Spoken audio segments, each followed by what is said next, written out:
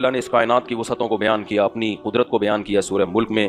دیکھو اس نظر اٹھا کے دیکھو اس کائنات میں تمہیں کوئی فالٹ نظر نہیں آئے، کوئی فالٹ نہیں ہے، ہر چیز میں ایک بہترین ایڈجسٹمنٹ ہے، مینجمنٹ ہے۔ تو یہ بھائی مینیجر کے بغیر نہیں ہو سکتا سب کچھ، یہ خود بخود نہیں ہو سکتا۔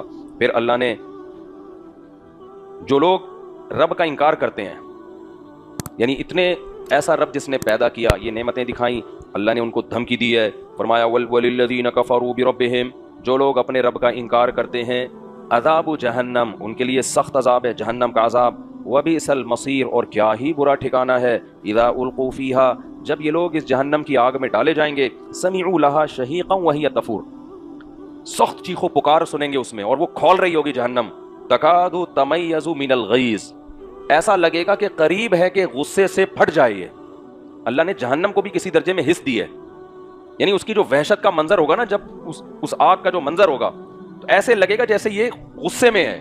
اور ہم جب بہت کوئی غضب میں ہوتا ہے ہم کہتے ہیں نا ایسا لگ رہا ہے غصے سے یہ کیا ہو جائے گا، پھٹ جائے گا۔ یہی الفاظ اللہ نے کس کے لیے استعمال کیے؟ جہنم کی آگ کے لیے۔ کلما القی فیہا فوج، اللہ کہتے ہیں جب بھی اس میں کوئی لشکر لا کے ڈالا جائے گا، پھینکا جائے گا اس آگ میں، سألہم خزنتہا، تو جہنم کے جو داروغہ ہیں وہ ان سے پوچھیں گے، الم یاتکم نذیر، کیا تمہیں کسی نے اس جہنم کی آگ سے ڈرایا نہیں تھا؟ تم کیسے آج اس میں جا رہے ہو؟ کیونکہ فرشتوں کو بھی پتا ہے بھائی اللہ ظالم نہیں ہے۔ کل میں نے نا فیس بک پہ ایک ویڈیو دیکھی، اس قدر ترس آیا ہے نا، دل ایسا پگھلا ہے کہ کیسے کیسے دنیا میں سخت دل لوگ ہیں۔ کسی گاؤں میں دکھایا کہ آگ جلائی ہوئی ہے، آگ، اور ایک بکری کو دو بندے اٹھا کے نا الٹا ٹانگوں سے پکڑ کے اس آگ میں پھینک رہے ہیں زندہ کو۔ جیسے ہی پھینکتے ہیں وہ بیچاری ایسی معصوم آواز میں میں کرتی ہے، کتنی سخت تکلیف ہے آگ کی یار، اور اس آگ سے نکل کے بھاگتی ہے وہ، پھر لا کے اس کو دوبارہ پھینک دیتے ہیں۔ یار تم اگر جانور کا گوشت پکا رہے ہو، کتنا ٹائم لگتا ہے، گلے پہ ایک چھری چلا دو اس عذاب سے تو بچے ہی ہے۔ ایسے ہی اس کی درد والی آواز جانور کی نا، بچہ تھا وہ، بکری بھی پوری نہیں تھی، تھوڑے سا ایسی درد والی آواز نکل رہی ہے، رحم کی گویا اپیل کر رہی ہے کہ خدا کے لیے میرے ساتھ یہ ظلم اور زیادتی مت کرو۔ انسان جب سخت دل ہوتا ہے نا بڑا بے شرم بن جاتا ہے وہ۔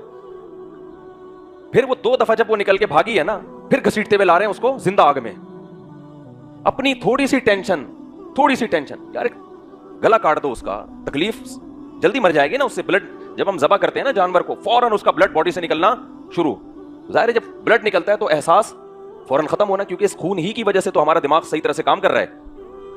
کیسے کیسے ظالم لوگ ہیں۔ چائنا کی ایک ویڈیو دیکھی تھی پچھلے سال، جب میں نے یہ ویڈیو دیکھی نا میں نے کہا یہ جو اللہ نے جہنم بنائی ہے نا بالکل صحیح بنائی ہے۔ ان لوگوں کو مخلوق پہ ترس نہیں آتا، اپنی تھوڑی سی ٹینشن کی، آگ کی تکلیف کم نہیں ہوتی، بہت زیادہ ہوتی ہے۔ آپ تھوڑا سا تو آگ پہ ہاتھ رکھ کے دیکھو، تھوڑی تکلیف تھوڑی ہے آگ کی۔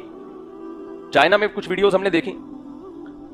دیکھو اسلام نے نا جانوروں پہ ایک بہت بڑا احسان یہ کیا ہے کہ جو حلال جانور ہیں نا وہ حلال کیے، اور جو درندے ہیں وہ ہمارے لیے حلال نہیں کیے۔ ان میں بہت ساری حکمتیں ہیں کہ ان کا گوشت ناپاک ہوتا ہے، لیکن ایک حکمت سرسری غور سے یہ بھی سمجھ میں آتی ہے کہ جتنے حلال جانور ہیں نا وہ زیادہ ذہین نہیں ہوتے، سمجھ رہے ہیں؟ اور درندے اور حرام جانور جو ہے نا ان میں ذہانت زیادہ ہوتی ہے، تبھی ان کو سدھایا جاتا ہے۔ کتا کتنا ذہین ہے۔ اب ہم نے دیکھا ہے بقرعید میں 100 گائے کھڑی ہوئی ہے نا، اجتماعی قربانی ہو رہی ہے، ایک گائے کو آپ ذبح کر رہے ہیں نا، اس کے قریب کھڑی ہوئی دوسری گائے انجوائے کر رہی ہوتی ہے، دم ہلا رہی ہوتی ہے۔ اس کی بیچاری کو یہ عقل نہیں ہے کہ اگلا نمبر کس کا ہے، بولو میرا ہے۔ اس سے وہ اس اذیت سے بچ جاتی ہے۔ اذیت بس وہی ہوگی جب گلے پہ چھری چلے گی، اس کو اذیت نہیں ہوگی، اس کو احساس نہیں ہوگا کہ اب میں بھی پھانسی کے پھندے پہ لٹکنے والی ہوں۔ 100 گائے ہم نے دیکھا ہے نا، اجتماعی قربانیاں ہوتی ہیں، ایک گائے لٹاؤ دوسری انجوائے کرو، اس کو پتہ ہی نہیں۔ ہاں بتکنے سے کوئی گائے بتک جائے تو ایک الگ بات ہے، لیکن کتوں میں ایسا نہیں ہوتا، بندروں میں ایسا نہیں ہوتا۔ آپ ایک لائن سے کتے ہیں نا، ایک کو ماریں گے نا جان سے، اگلے کو پتا ہے کہ اب کس کا نمبر آ رہا ہے، میرا نمبر۔ آپ ویڈیوز دیکھ لیں یوٹیوب پہ، چائنا میں جو کتے مارے جاتے ہیں نا، باقی کتے ایسا لگ رہا ہوتا ہے وہ رحم کی ایسی آواز نکال کے رو رہے ہوتے ہیں نا کہ انسان کو اس پہ ترس آ جائے، وہ رحم کی اپیل کر رہے ہوتے ہیں کہ خدا کے لیے مجھے چھوڑ دو۔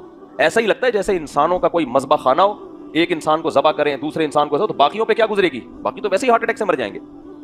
تو یہ بھی ایک حلال جانور میں آپ ایک مرغی کو ذبح کرو، دوسری مرغی کو کوئی احساس نہیں ہوتا کہ میرا بھی نمبر آنے والا ہے۔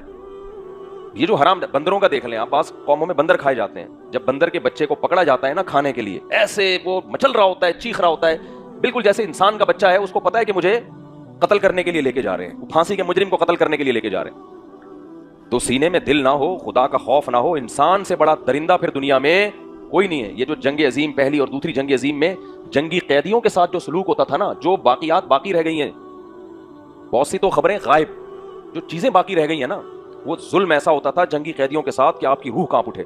کئی دن قیدیوں کو جگایا جاتا تھا کہ سونے نہ دو ان کو, صرف ایکسپیریمنٹ کرنے کے لیے, تجربہ کرنے کے لیے کہ نہ سونے سے انسان کے دماغ میں کون سے کیمیائی ری ایکشن ہوتے ہیں. سمجھتے ہو کہ نہیں سمجھتے؟ نہ سونے سے کیا ہوتا ہے تاکہ ہم کوئی میڈیسن ایجاد کر سکیں. اس کے تجربے کس پہ ہو رہے ہیں؟ جنگی قیدیوں پہ. ان کو انسان ہی نہیں سمجھا جاتا. پھر کرنٹ کے جھٹکے دے کے چیک کیا جا رہا ہے, فلاں ٹیبلٹ کھلا کے چیک کیا جا رہا ہے. وہ پاگل ہو جاتے تھے, خودکشی بھی نہیں کرنے دیتے تھے ان کو.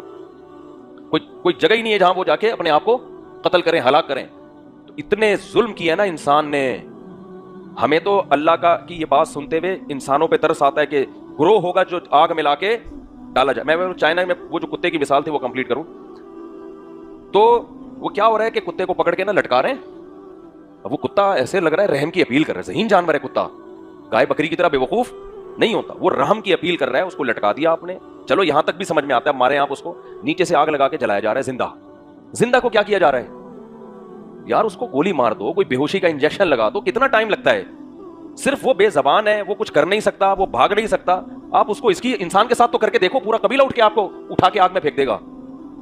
انسان کے لیے قانون بنتے ہیں, انسان کے لیے پیچھے خاندان ہوتا ہے, طاقت ہوتی ہے, قوت ہوتی ہے, قوم ہوتی ہے, کوئی احتجاج کرنے والا بھی ہوتا ہے. جانور کا قصور یہ ہے کہ وہ کیا ہے؟ بے زبان ہے. وہ اپنا غم, اپنا درد بیان نہیں کر سکتا. اتنا ترس آیا مجھے اس کتے کے اوپر. اس کی کتا جب روتا ہے نا, ایک عجیب سی آواز نکالتا ہے, رام کی اپیل کر رہا ہے.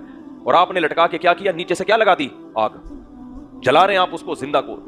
اور زندہ جلا کے مارنا یہ بڑا مشکل پروسیس ہے. اس میں کوئی بھی مخلوق جلدی نہیں مرتی ہے, کیونکہ اسکن جلتی ہے, دماغ تک گرمی پہنچے. ایسے جلا کے وہ تڑپ رہا ہے, چیخ رہا ہے, اور تھوڑی دیر میں پھر وہ مر جاتا ہے. اس سے بھی زیادہ ظلم کیا ہوتا ہے؟ یہ بھی ویڈیوز یہ ساری یوٹیوب پہ پڑی ہوئی ہیں, آپ کو نظر آ جائیں گے کہ زندہ جانور اٹھا کے کھولتی کڑائی میں ڈال دیا اور اوپر سے ڈھکن بند.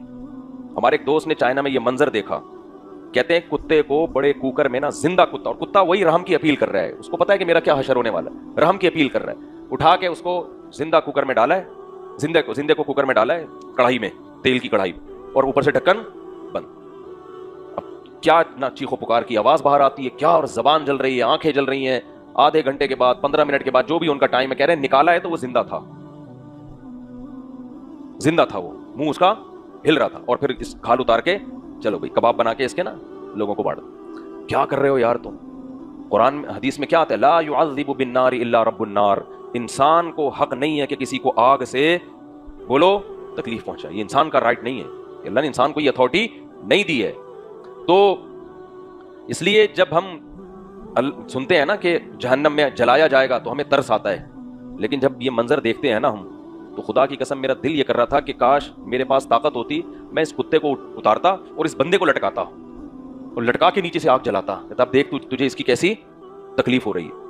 نبی صلی اللہ علیہ وسلم نے جانور ذبح کرنے سے پہلے چھری کے تیز کرنے کا حکم دیا ہے تاکہ جانور کو تکلیف کم سے کم ہو. آپ یہ دیکھ لو, چھپکلی کتنا معمولی سا جانور ہے, صحیح مسلم کی حدیث ہے, ہم مارنے کا حکم ہے ہمیں چھپکلی, اس لیے کہ انسان کو اس سے کیا آتی ہے؟ گھن. آج کل ڈاکٹر کہتے ہیں, وہ کہتے ہیں چھپکلی کوئی نقصان دہ جانور نہیں ہے. بعض لوگ اعتراض کرتے ہیں تو اسلام نے اس کو مارنے کا حکم کیوں دیا؟ بھائی اسلام ایک صفائی ستھرائی کا مذہب ہے. اسلام نے یہ نہیں کہا کہ جنگلوں میں جا کے چھپکلیوں کو کیا کرو, تلاش کر کے مارو. گھروں میں پالنے کی چیز چھپکلی نہیں ہے. اور یہ بھی فیشن چل گیا ہے, باہر سے چھپکلیاں امپورٹ کی جا رہی ہیں اور اس کو جار میں بند کیا جا رہا ہے, اور یہ ساؤتھ افریقہ کی چھپکلی اور فلانے کا گرگٹ. ابے یہ گند ہے بھائی, تجھے گھن کیوں نہیں آ رہی اس سے؟ یہ کوئی پالنے کی چیزیں تھوڑی ہیں. تو جس چیز سے بھی انسانی طبیعت کو گھن آتی ہے, اسلام اس کو پسند نہیں کرتا. تو گھر میں اگر چھپکلی ہو تو شریعت میں پالنے کا حکم نہیں ہے. کیا حکم ہے؟ مارنے کا. لیکن آپ دیکھو چھپکلی پہ ترس کتنا کھایا ہے نبی صلی اللہ علیہ وسلم. فرمایا جس نے ایک وار میں مارا 100 نیکیاں. جتنے وار مارو گے نا اتنی نیکیاں کم, کیونکہ ایک وار میں مارو گے اس کو تکلیف کیا ہوگی؟ مارے جاتے ہیں نا, ایک چپل لگائی, چھپکلی بھی چپل بن گئی, ختم, اس کو پتہ ہی نہیں, مر گئی. اور جو اناڑی لوگ مارتے ہیں وہ کیسے مارتے ہیں؟ پہلے وہ دم کا ناچ دیکھتے ہیں تھوڑی دیر تک, کیونکہ مائیکل جیکسن تو مر گیا بیچارہ, اب اس کا ڈانس دیکھا نہیں جا رہا لائیو. تو اب وہ کیا دیکھ رہے ہیں؟ پہلے اس کے تڑپا رہے ہوتے ہیں اس کو, پھر اس طرح مارا, پھر اس طرح مارا, نشانہ ادھر بھی غلط لگا تو ادھر, پھر وہ ایسے لنگڑی ہو کے بھاگ رہی ہے. عجیب. میں نے تھائی لینڈ میں ایک دیکھا منظر, زندہ چھپکلی کو کانٹے پہ لگایا ہوا ہے, زندہ, اور اس سے مچھلی کا شکار کر رہا ہے. ایک بندے کو دیکھا میں نے, غیر مسلم تھا. خیر کوئی یہ کام مسلم کرے غیر مسلم کرے ظلم ہے. تو کیا کیا ہے, چھپکلی کو نا یہاں کانٹا لگایا ہوا اور یوں اٹھا کے پھینکتا ہے زندہ. وہ پانی کے اندر تڑپ رہی ہے تاکہ مچھلی آئے, نہیں آئی تو واپس نکالا, پھر اٹھا کے پھینکا. میں نے کہا یار اس کو کوئی سمجھایا, یہ کیوں اس جانور کو اتنا تو اذیت دے رہا ہے؟ مار کے ڈال دے. نہیں جی, مچھلی جو ہے وہ زندہ اس پہ آتی ہے, تو نہیں آ رہی نا, اتنی دیر سے نہیں آ رہی ہے, تو چھوڑ دے اس کی جان. تو پانی میں ڈبو رہے ہیں آپ اس کو, پھر نکال رہے ہیں, پھر ڈبو رہے ہیں, پھر نکال رہے ہیں, پھر ڈبو رہے ہیں, پھر نکال رہے ہیں, تو تھوڑا سا تو اپنے سینے میں دل پیدا کرو. یہ بھی بے زبان ہے, یہ تو نہیں کہ اس کو آپ جو ہے وہ اپنی انٹرٹینمنٹ کے لیے جو چاہیں سلوک کرنا شروع کر دیں اس کے ساتھ. تو یہ سارے مظالم ہیں. نبی صلی اللہ علیہ وسلم نے صحیح احادیث سے یہ بات ثابت ہے کہ جانور پہ ظلم کا بھی آخرت میں حساب بولو دینا پڑے گا. بلا وجہ جانور مارنا بھی جائز نہیں ہے. ہاں, جہاں جانور اور انسان کے حقوق ٹکرائیں گے پھر انسان نے جانور کو انسانوں پہ ترجیح دی ہے. جیسے کتے کے مارنے کا حکم ہے حدیث میں جب زیادہ ہو جائیں, کیونکہ وہ انسانوں کو نقصان پہنچاتے ہیں, صحیح مسلم کی حدیث. لیکن جب صحابہ نے بہت زیادہ کتے مارنا شروع کر دیے تو آپ صلی اللہ علیہ وسلم نے ان کو اس عمل سے روکا. ما لکم وللکلاب, تم کیوں کتوں کے پیچھے پڑے ہو, یہ بھی اللہ کی ایک مخلوق ہے.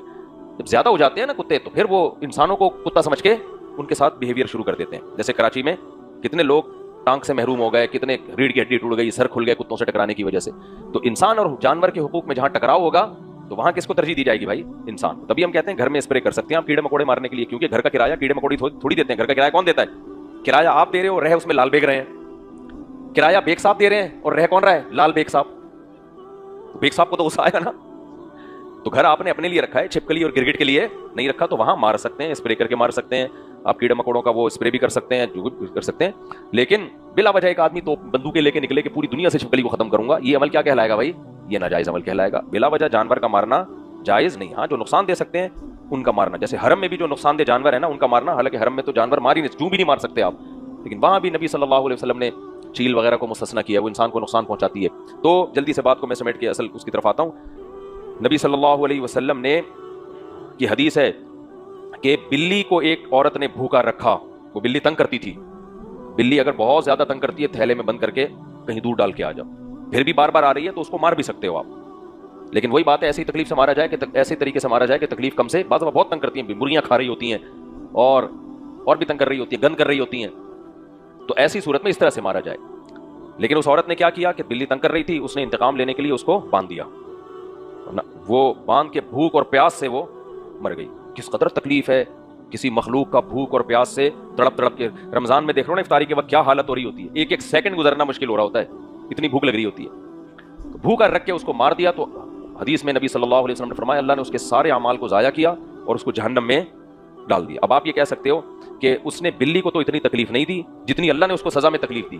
بھائی اللہ اپنی حیثیت کے حساب سے انتقام لیتا ہے. اللہ یہ نہیں دیکھتا کہ تو نے بلی کو اذیت دی ہے. اللہ کہتے ہیں تو انسان تھا اور تیرے اندر شعور تھا, تجھے پتا تھا کہ بھوک اور پیاس کی تکلیف کیا ہوتی ہے. تو نے اپنے تجھے اس کے اوپر ترس کیوں نہیں آیا؟ جب تجھے ترس نہیں آیا تو مجھے بھی تجھے عذاب دیتے ہوئے ترس نہیں آئے گا. اور تو نے بلی کو عذاب نہیں دیا ہے, تو نے اصل میں میرے حکم کو کیا کیا ہے؟ توڑا ہے. حکم کس کا توڑا جا رہا ہے؟ آپ زمین پہ فرعون بن کے حکم کس کا توڑ رہے ہو؟ اللہ کا حکم توڑ رہے ہو. تبھی تو جو آخرت کی سزائیں ہیں وہ ہلکی نہیں ہے, بہت زیادہ ہیں. وہ سزائیں اس بیس پہ نہیں ہے کہ آپ نے کس کا حق دبایا, وہ سزائیں اس بیس پہ ہے کہ آپ نے کس کے غضب کو دعوت دی ہے؟ اللہ کے غضب کو. تو جو آرڈر دینے والا ہوتا ہے نا, اس کے آرڈر کی وجہ سے آرڈر کی ویلیو بڑھ جاتی ہے. میں مثالیں دیتا ہوں. بھائی اگر کہہ رہا ہے پانی لے آؤ, آپ نہیں پلاتے, چھوٹا سا ایک آدھ تھپڑ کے مستحق ہو. باپ کہہ رہا ہے پانی لے کر آؤ, آپ پانی نہیں لے کر آتے, تو پھر تھپڑ کے بجائے کیا لگے گا؟ جوتا لگے گا. جرم تو ایک ہی ہے, پانی نہ لانا, لیکن آرڈر دینے والے سے اس جرم کی شدت بڑھتی چلی جا رہی ہے. تو چونکہ اللہ سے بڑا کوئی ہے نہیں, اس سے زیادہ احسان کرنے والا, اس سے زیادہ طاقتور, تو اس کے آرڈر کی ویلیو ہلکی نہیں ہے. ایک چھوٹی سی مثال دے کے پھر آگے چلتا ہوں. دیکھو بنی اسرائیل کو اللہ نے کہا ہفتے کے دن مچھلی کا شکار نہ کرنا, انہوں نے کیا, اللہ نے بندر اور خنزیر بنا دیا ان کو. حالانکہ گورنمنٹ آرڈر دیتی ہے اس دن شکار الاؤ نہیں ہے, آپ کر لو تو کیا بندر خنزیر بن جاؤ گے؟ ہے بھائی, زیادہ سے زیادہ پینلٹی آئے گی, جرمانہ آئے گا, لائسنس آپ کا کینسل ہو جائے گا, یہی ہوگا نا. فرق کیا ہے بھائی؟ وہ ایک گورنمنٹ کا آرڈر تھا اور یہ کس کا آرڈر تھا؟ رب کا, جس کے احسانات ہیں, جس نے بنی اسرائیل میں موسیٰ کلیم اللہ کو بھیجا تھا, جس نے بنی اسرائیل میں تورات نازل کی, ان کو زمین پر حکومت اور خلافت دی. جب اتنے احسانات کے بعد ایک آرڈر دیا جاتا ہے نا کہ بھائی ہفتے میں 6 دن شکار کر سکتے ہو, اللہ کے لیے صرف ایک دن کیا کرنا ہے؟ اجتناب, اور آپ اسی دن جا کے شکار کر رہے ہو, تو پھر بندر اور خنزیر بننا بنتا ہے. اللہ بچائے ہم سب کو اس عذاب سے. سمجھتے ہو کہ نہیں سمجھتے ہو؟ تو اس لیے نبی صلی اللہ علیہ وسلم نے فرمایا, جانور کے بارے میں بھی حدیث کا مفہوم ہے, جانور کے بارے میں بھی اللہ سے ڈرو. ایک اونٹ کے بارے میں آتا ہے کہ وہ بہت لاغر ہو گیا تھا, نبی کا معجزہ ہوا کہ اس اونٹ نے نبی صلی اللہ علیہ وسلم سے شکایت کی, تو آپ نے اس کے مالک کو بلا کے کہا کہ اس کے کھانے پینے کا خیال کیا کرو. میرے پاس کیسز آتے ہیں کہ جی وہ میرے بھائی نے پرندے پالے ہوئے تھے تو وہ بھول گیا دانا پانی ڈالنا. کتنے دن بھولا؟ پورے ہفتے ہی بھول گیا, سفر پہ چلا گیا, وہ بھوک سے مر گئے. دو دو تین تین دن بھوکے پڑے رہتے ہیں.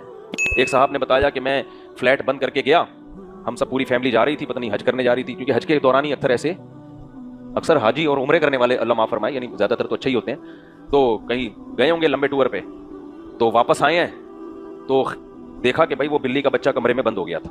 یار تم جب گھر بند کر کے جا رہے ہو چیک تو کرو کیا ہے کیا نہیں ہے. کچھ لوگ نلکا کھلا ہوا تھا تو کھلا ہی چھوڑ کے چلے جاتے ہیں, جب پانی آئے گا, یہ بھی کیس ہوا ہے ہمارے ایک جاننے والوں میں, وہ گئے جی پنجاب 2-3 مہینوں کے لیے, تو نلکے کھول کے دیکھے پانی نہیں آ رہا, بند کرنے کی توفیق بولو نہیں ملی. جب 6 مہینے بعد آئے ہیں تو پانی ہی پانی, پورے فلیٹ والوں کی واٹ لگی ہوئی تھی, سب بیزار تھے, ان کو پتہ ہی نہیں تھا یہ ہو کیا رہا ہے, ادھر ٹینکی چڑھاؤ خالی.